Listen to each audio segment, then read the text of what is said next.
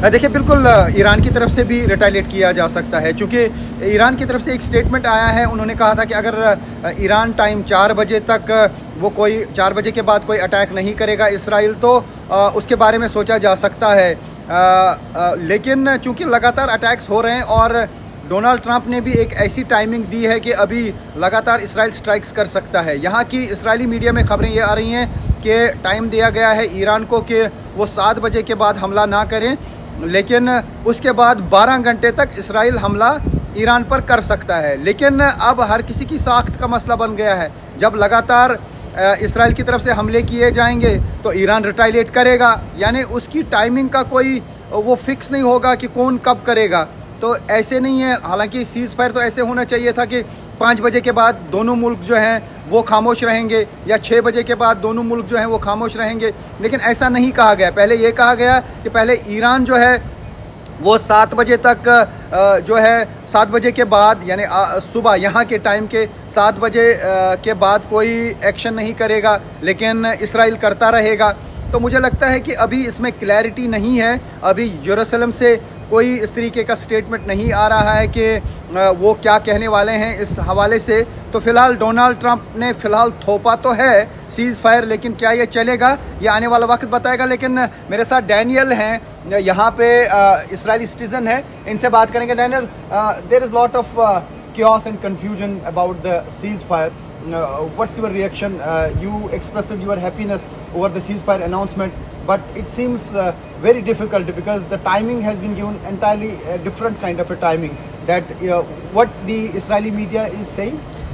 Israeli media says that Israel will stop in 12 hours, Okay. and Iran needs to stop. They needed Before to that. stop before Right. 3 a.m. So we are waiting. It's very confusing here to the Israeli media and also to the Israeli people here. But I just want to continue to say that we want peace. We want all of this to be over. That's it. We made. America helped us. Donald Trump helped us. Israel made lots of strikes on Iran. I think this war needs to be ended because But there is a lot of confusion yet.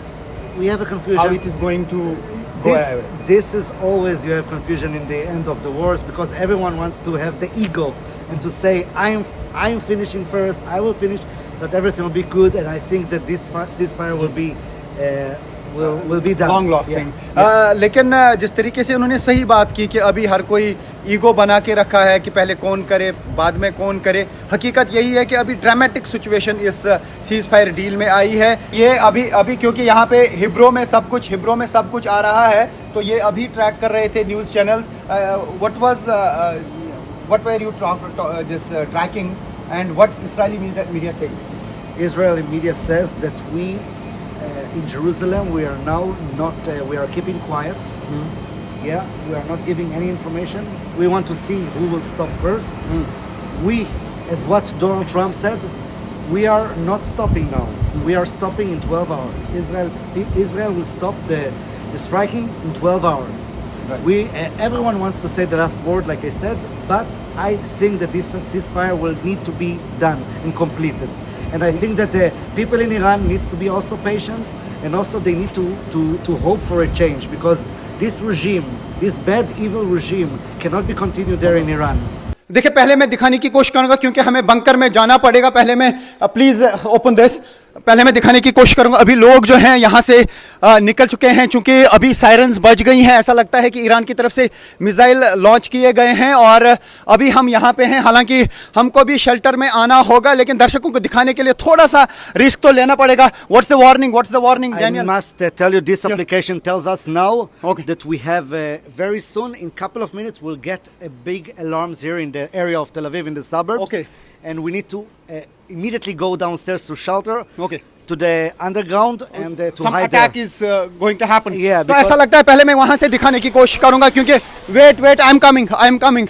तो क्योंकि हमको भी shelter में जाना पड़ेगा, लेकिन मैं आपको दिखाऊंगा यहाँ पे जो जिस तरीके के हालात हैं। ऐसा लगता है क्योंकि मैं यहाँ सी साइड से हूँ, देखिए आप देख सकते हैं सारे लोग यहाँ से अंदर चले गए, लेकिन मैं दिखाने की कोशिश करूँगा आपको। ये देख सकते हैं आप, ये टेल अवीव इस वक्त है और कोई भी इर्द गिर्द आपको नहीं दिखेगा क्योंकि सायरन बज चुके हैं। अभी मोबाइल फ़ोन्स पे अलर्ट आए हैं, लेकिन अभी और भी पब्लिक प्लेसेस पे सायरन्स बजेंगी और उसके बाद यहाँ पे हम धमाकों की आवाज़ सुन सकते हैं क्योंकि इसराइल के ख़िलाफ़ जो है मिसाइल अटैक लॉन्च किए हैं ईरान ने। जिस तरीके से सीज़ फायर के लिए एक टाइमिंग दी गई है, लगता है कि दोनों मुल्क जो हैं पहले अपनी टाइमिंग से खूब एक दूसरे पर ताबड़तोड़ हमले करेंगे और उसके बाद ही शायद सीज़ फायर की डील होगी, क्योंकि इसराइल ने लगातार स्ट्राइक्स की हैं ईरान पर और ईरान की तरफ से रिटालिएट किया गया है। क्योंकि सायरन बज गई उसका मतलब है कि मिसाइल्स, बैलिस्टिक मिसाइल्स इस वक्त हवा में होंगे और न जाने कहाँ पे वो टकराएंगे। लेकिन थोड़ा सा रिस्क हमको भी लेना पड़ेगा। आप देख सकते हैं